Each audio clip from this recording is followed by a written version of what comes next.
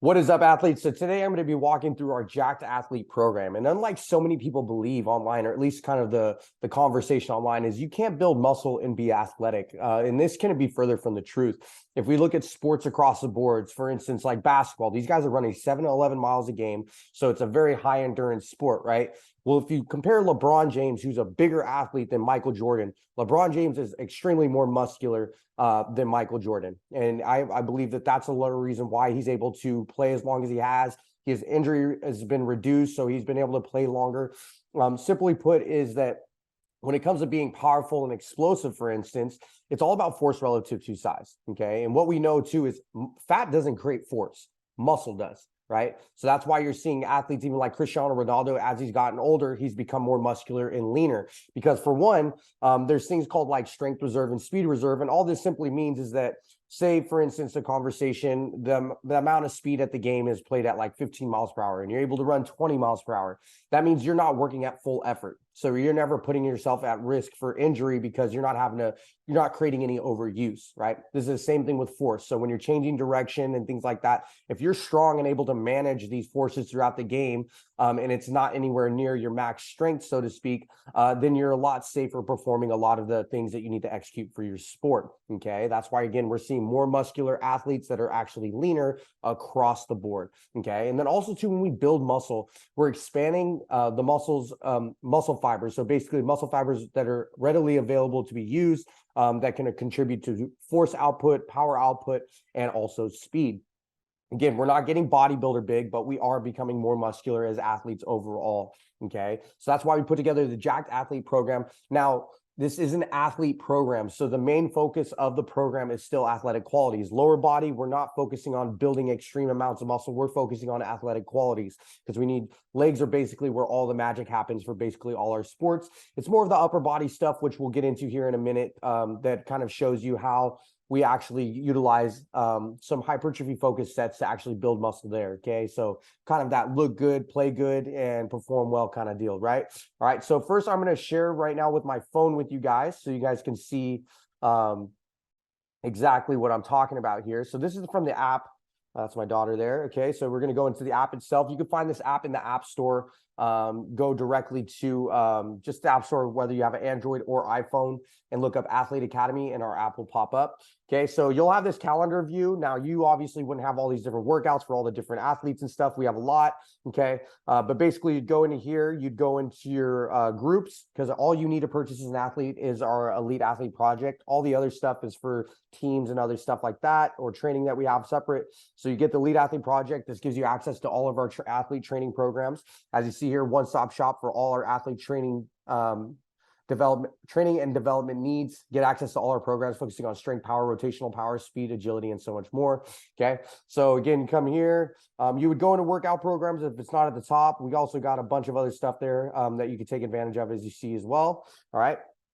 So we'll go all the way to the bottom here. Okay. We're going to take a look at this. This is just the first half of the program. And then you would hit this start button right here. I hope you can see my cursor here, but it's right here at the top right corner.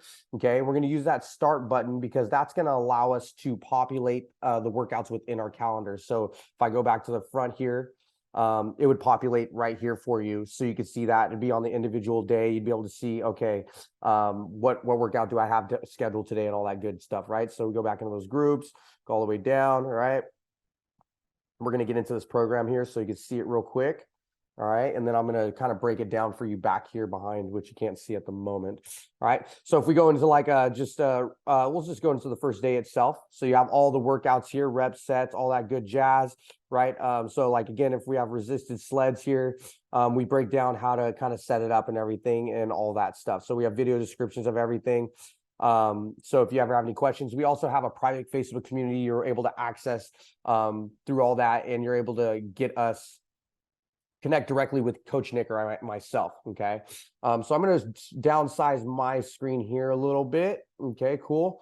And then what we're looking at here is the actual program itself. So if we go into the Jacked Athlete, this is kind of the build we had, right? So you're not going to get the reps and sets here. That's what you get when you actually purchase the program. But you'll kind of get a gist of how we approach this. Okay.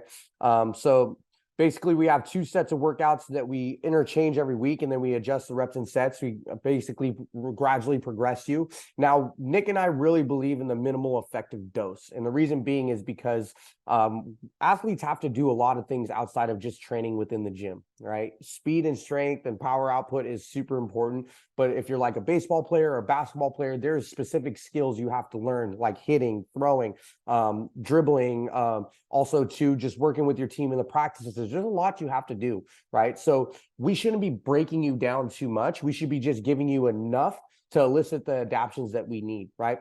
This is why it's super important you take your time warming up. And it also super important when you do get into like the gym work here, that you're utilizing the sets to your full advantage. So if I give you 2 sets of something, you need to be pushing yourself during those sets. Or if we have notes around specifics around loading and stuff, you need to execute it the way it's suggested. Don't waste sets warming up, okay? You can take all the sets you need to warm up, but if we give you 2 sets, make the most out of those sets, okay? Basically for speed, strength, and even hypertrophy, we need to get to near max effort, right? So strength, you need to be in that upper threshold. You need to be about 90% of your total loading or whatever, or at least effort, right? Speed is even more, like closer to 95% of your speed. So again, if you run, say a 1 second 10, you need to be running like a 0.95 at least. With everything else, if you're running a 0.8 or a 0.9, it's not going to be enough to elicit the adaptions to actually get faster. You're just conditioning at that point. Okay. So you'll notice that we really take the minimal effective dose, but that also requires you to approach things correctly. Okay. So here we get into our ankle work. We always start with the lower leg on lower body days. You'll see that even the lower body strength day. Okay. So we always pair acceleration with strength. We're giving the lower body a rest by doing some upper body after this. We'll do our top speed warm up. So these are various exercises that work on the run cycle. And then we get into your start tech. So really just helping you get off the line better and in better projection and angles, right? So again, falling starts, kneeling starts, lateral kneeling, push-up starts, jump back starts, these random things. And then we get into our 10-yard sled, which will be at a 60% decrement. So we're slowing your speed down to 60%. So that means you could load up the sled. So say if you run that 1 second 10, which is crazy fast, no one's running that. Okay, usually 1.5 is super fast. The elites are running like 1.4, 1.5. But anyways, so 10-yard sled, okay, if we're doing a 60% decrement, okay, that simply means we're slowing you down to 60% of your speed. Okay, so if you're running 1 second, that means you'd run 2.1 essentially, or 2.2. 2.2, I believe, is what it is off the top of my head, without a calculator. But basically, so it's over 50% and just a little more of your speed. So you could load up the sled till you get to that, which we explained in the notes. And if you don't have a sled, you could always use hills. Obviously, there's no loading there. That's just going to teach you projection and position, but the sled is really where the magic's at. And then we always pair it like kind of like a contrast set with the 15-yard sprint. Now, anytime we are doing a sled to a regular sprint, you should rest between those two too. Okay. You should be full rested for both of them. All right. This is basically taking advantage of what's called PAPS, post-activation potentiation. Basically, we're exciting the nervous system, turning on all the muscle fibers, so that when you go into the sprint, you're getting everything out of it. Okay. And the goal, again, even with that sprint, is hitting that upper 0.95 to 100% of your max speed. All right. So you could always use a timer. Time your sprint first, your 15-yard sprint without any loading or anything like that. Get your best time and then base it off that. Right. Okay. And then after we could do all that, we go into the gym either right after or later that day. We did put a little warm up here just in case you did have a little separation between the field work and the gym work. And then we start off by strengthening from a horizontal pull. All right. Altitude jumps, so working a little deceleration, kind of like an active rest. But the horizontal pulls, again, I really like to fire those lats up before we get into the bench press, because it just really helps us stabilize when we're going to the bench, get everything out of the bench. And then we also do some cone taps there with the bench press, so stability work. Then we get into our wide grip lat pull down, so vertical pull. And then we love slams with vertical pulls, so we like to do a lot of contrast sets, as you'll see here. And the reason why the slams is because we're now rapidly contracting those lats as we slam down, okay? And then here with this, because again, you're seeing us from the previous build before we put it into the app here. So with this here itself, anytime that's yellow, that means we're doing our hypertrophy focused sets. It's only going to be on the upper body days. And the reason being is because in order for us to really grow muscle, we have to take things to failure. Okay. Research shows us that the last 5 reps before failing are the 5 reps that elicit muscle growth. right? So one of the things we'll talk about is mechanical tension. Okay, mechanical tension is basically just how we create loading with our muscles themselves, and we have to get to optimal mechanical tension. And the optimal mechanical tension is an inverse relation between force and velocity. So it's basically when velocity is slow, so involuntarily slower contractions. So it's not tempo work. It's meaning that you're literally lifting so much and for a period of time of heavy resistance that you're actually slowing down because you just can't lift any faster or more because, again, that muscle is experiencing extreme mechanical tension. Okay, that's where muscle is grown. And that's why a lot of coaches will say that if you focus just lifting like a bodybuilder, you won't be a great athlete because it's going to make you slow because we don't move that way on the field of play. We're explosive and powerful, right? And that involves velocity. So again, that's why we're finishing with this. We focus on the athletic qualities first, and then we get into our muscle building portions here. Now, YTI raises, those are more just for our traps and strengthening those. Those are really important for overhead stability with our shoulders.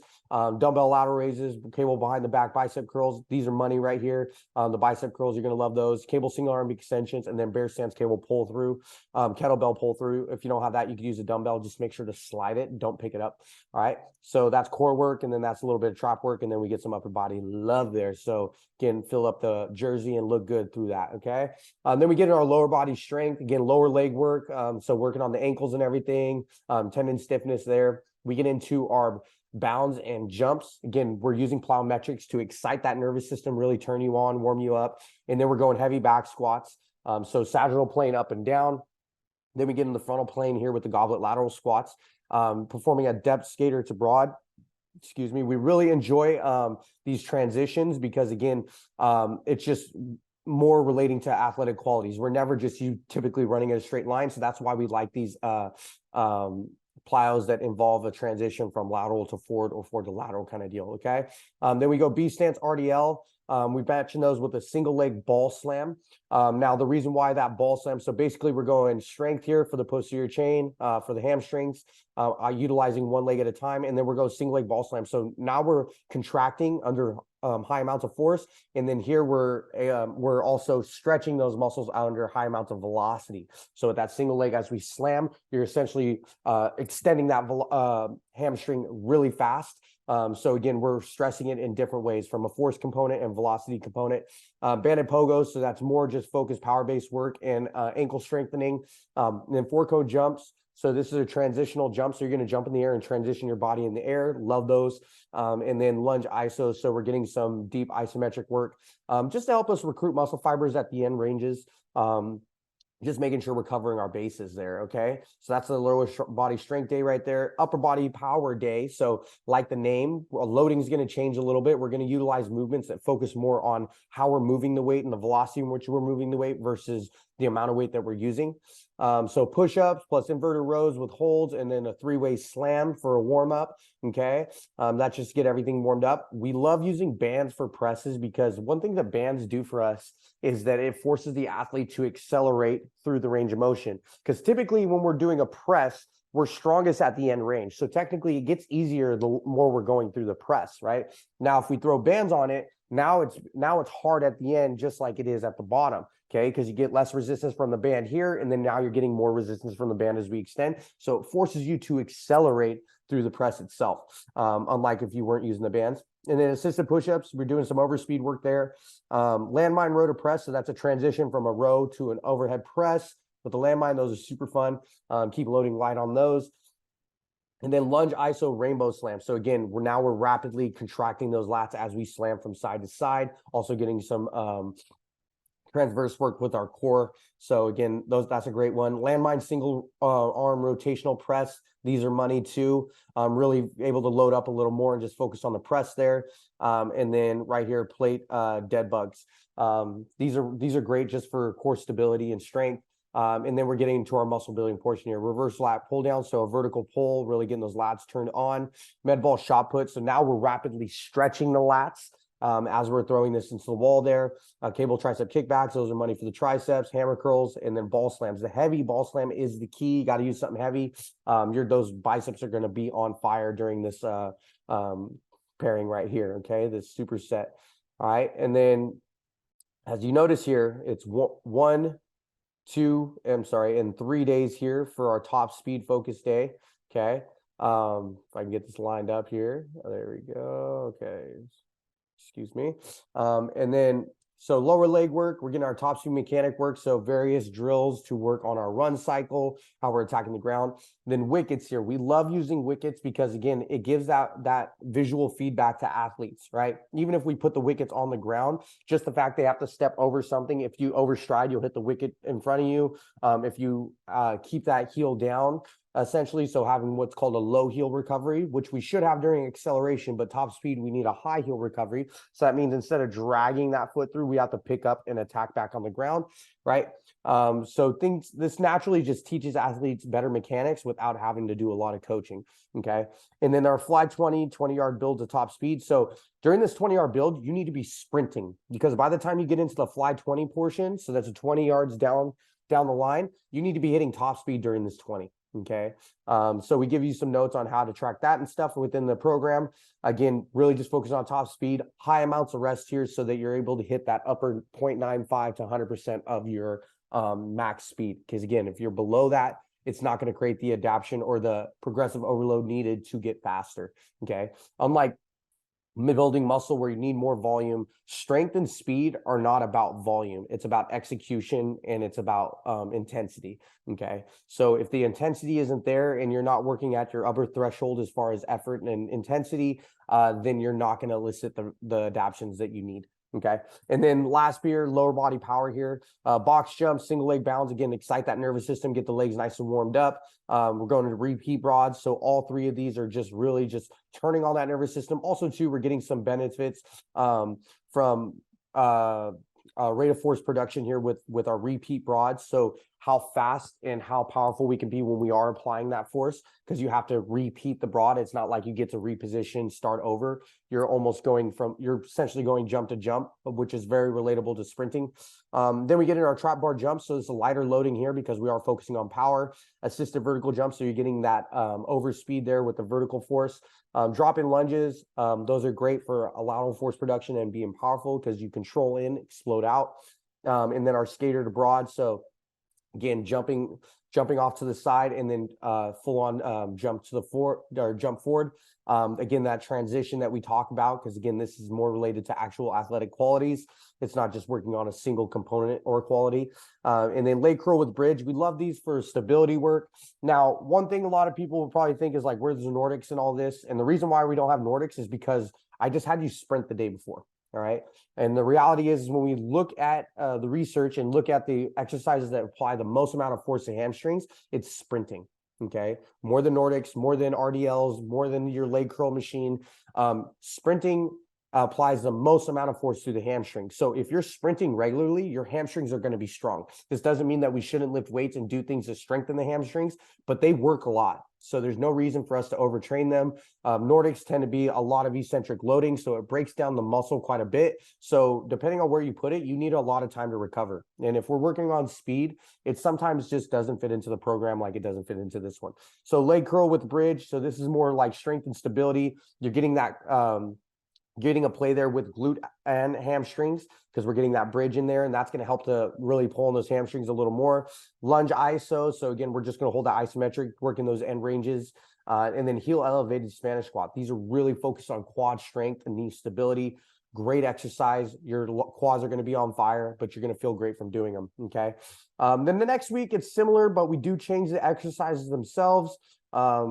As you see here, you kind of get a little visual here of what we do. Again, there's similar movement patterns, but also different. Like tomahawk slams a little different. Rapid chest pass here with these. Again, we're working on that rapid stretch from the lats. And yeah, so that's basically the first 4 weeks there. Reps and sets are obviously different. And then we get into the last half of this, okay? So this last half, we start with the top speed. So this would be the last 4 weeks, okay? Ankle hops, top speed work, speed ladders. So basically you have 3 cones that are separated by suggested distances within the program. And basically between each cone, you're gradually increasing speed. So the last set of cones, you're hitting top speed. So the first half, you're running probably up to 50%. Next half, you're getting up to about 90%. And then the last bit, you're trying to get full speed all the way through. Okay, so you're gradually building up by each cone. This is really good to train the athlete to really develop that second gear. So like say you're kind of playing defense or you're scanning the field and then I need a break on something. So it helps the athlete transition from moderate to top speed. That's why we love those. And then here we start incorporating sleds, light sleds, extremely light sleds within our top speed days. Okay, so it's a 20-yard build. We're doing a fly 10. So the goal again is hit top speed. And here again, we're only slowing you down to 0.95 to 0.9 to 0.95 of your top speed. Okay, so it's more of like a 5 to 10% decrement, speed decrement. So whenever we say decrement, that means slowing you down by either 5 to 10%. And then we do a fly sprint after that 20-yard build, full speed, 15 yards. Again, you're resting between. You're only going to do a few sets because, again, we need you performing optimally. Okay. Then you're going to rest. Or not rest, but then no workout after this. You're actually going to come in the next day, and now we're going to do a full anterior day, so a push day essentially. Okay, so doing some push-ups, some box jumps, 3-way slams, so getting the full body warmed up. Starting with a heavy barbell split squat. Okay, and then we're going to single arm dumbbell press with a lateral kneeling shot put. So money contrast set, we're working that single unilateral work there, landmine banded squat to press. So again, we're using those bands to really focus on accelerating through the concentric portion of the lift. 4 cone taps, so another stability movement, and then we get into our muscle building section there. And then upper body posterior power, so just upper body but working on our posterior chain, so back, biceps, traps, and as you see here, we're again contrast sets with all of these. And then getting a little bit of muscle building work in here. These actually should be a little yellow highlight just so it's clear for you guys. Whoops, here we go. All right, so that'd be more of a yellow highlight there because we are focused on muscle building in that section there. And then we get into our acceleration work here. Now we're splitting up acceleration with lower body. So again, like I said earlier, we always want to pair acceleration with strength because again, acceleration is very muscular driven. And then once we get past basically 20 meters or so to 20 to 30 meters, now it's becoming more elastic. So when we get into our top speed mechanics, basically go from drive phase, transition phase, all the way to max velocity phase. During the max velocity phase, it's very much just about being quick and responsive off the ground, where when we're accelerating, we're building speed. So it's very much piston-like, where we're pushing. There are rotations, of course, but it is very muscular driven in comparison to the rest of the sprint. Okay, so ankle work, lower leg, top speed mechanic work, our run cycle, do our start tech, so working out position. We're always hammering that just so you're really good off the line, getting proper position and projection. And then heavy sleds into the shorter distance. Okay, we're going to keep hammering this because the goal again is to start heavy, and then we'll progressively kind of load a little less on that. The goal with acceleration is always to start super heavy and then slowly pull back on that over time, especially if you're trying to peak. If you're not peaking, you can keep the loading up, but say if you're peaking, getting ready for season, on acceleration, you want to bring down the weight a little bit, just gradually. Okay, so maybe going from a 60% decrement to a 50% to a 40% and slowly going down. Where top speed, we're always trying to just add a little more, right? So we're staying within that 5 to 10% decrement for top speed stuff with the sleds. But as we get faster, we want to add just a little bit more when we can, okay? And then we go into our gym work. Like I said, 5-minute cardio. I didn't have that on the previous, but it is in the program itself. Again, our box jumps really excite the nervous system. And you notice this is a shorter day than the leg day because we just sprinted earlier that day. So we don't need to do a lot of stuff. Hamstrings have been turned on already. So as you see here, there's no hamstring work in this. We are going to get the hamstrings turned on with the trap bar jumps and the depth of broads. So again, we are still getting some posterior chain love. Barbell lateral squats. So we're going to load up laterally a little more than we did with the goblets because we're doing a back load now. And then banded skater jumps, again, using those bands so it forces the athlete to accelerate through the movement. And then floating heel calf raises, okay? This is working on the soleus. So whenever our knees are bent, we're working on the soleus part of the calf. And this is the calf that we typically use for things like jumps and sprints. Okay. That's when our knee is bent. All right. When our knee is extended and we extend the ankle or flex the ankle into plantar flexion, then you're actually engaging more of the gastroc. Okay. So if my knee is bent and I go my foot into plantar flexion, so I bring my foot down, now it's my soleus flexing. Okay. And then full upper body power. Okay, so this is kind of like a modified PPL, but it's not technically PPL because we're not going PPL every day. So it's a modified just program. We just kind of use that as a base. Med ball floor, rapid rows, and kettlebell pull through. We're doing a wave load here. So basically starting like higher reps and then going to lower. And then just to warm you up, then we're going into banded dumbbell press with assisted push-ups. Okay, so again, using the bands to help us accelerate through the press, and then some overspeed work. Iliac row, that's just another pull down. It's just utilizing a bench. Stand back tomahawk slam. So now we're rapidly, again, contracting those lats by slamming overhead. And then we get into our landmine single arm kneeling press, staggered stance cable row. So vertical, horizontal pull, vertical push, horizontal pull, and then we get into our arms and stuff here. And this again would be that hypertrophy portion. Okay. And then again, we have that next week, and then that would be the full 4 weeks there. Okay. So again, this is our Jacked Athlete program. You could find this within our Elite Athlete Project membership here. I'm not sure where. There we go. All right. So again, if you guys have any questions, go ahead and write in the comments below. And we'll be happy to answer those. If not, we highly encourage you to go check this out. You definitely will be happy. As you see here, we have a lot of different programs. This is more for rotational power, even though it is a baseball. So if you play like cricket, hockey, or one of these, this would actually be a great program for you. It is engineered towards baseball, but they do have some baseball things in there, but it also too just has pure rotational power and force. We have our elite speed, which is 3 days of speed work during the week. And then we also have our strength and power program, which is great for all athletes looking to improve strength and power. We got some stuff specific to baseball there that's outside of the programs itself. And then also to our Jacked Athlete program. And we're going to be releasing another program in the next month or so too, that's more engineered just for football. And then if you guys want to see something else, again, write in the comments below, let us know, ask all the questions you want. If anything we said was conflicting here, have a conversation with us. We love to talk to you guys and stuff, and clear up some things, because there's a lot of misconceptions around there about what athletes should be doing and how they can benefit themselves from an athletic standpoint. All right, guys. Well, I hope you loved the video. If you don't already, subscribe. Make sure to follow us on our Athlete Academy Instagram or TikTok. So it's Athlete Academy _ at the end.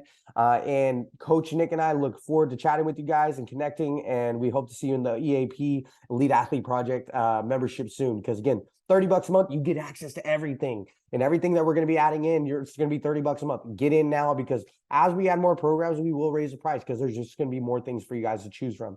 All right. Now, when you do sign up, you're going to get a coaching call with either Nick and I, which you can schedule throughout the week. And we'll basically talk to you about your goals, break those all down for you. And then based on your goals, we'll suggest which program, where to start, how to approach it, and basically give you a roadmap to get your goals set. And then we'll get you into our community where we continue to answer questions. If you need a form check, you upload the video there and we break it down for you guys and give you feedback through that and everything else. So again, we hope to see you guys in the Elite Athlete Project. And if you guys have any questions, make sure to follow, subscribe, and we will see you on the other side. Later, guys.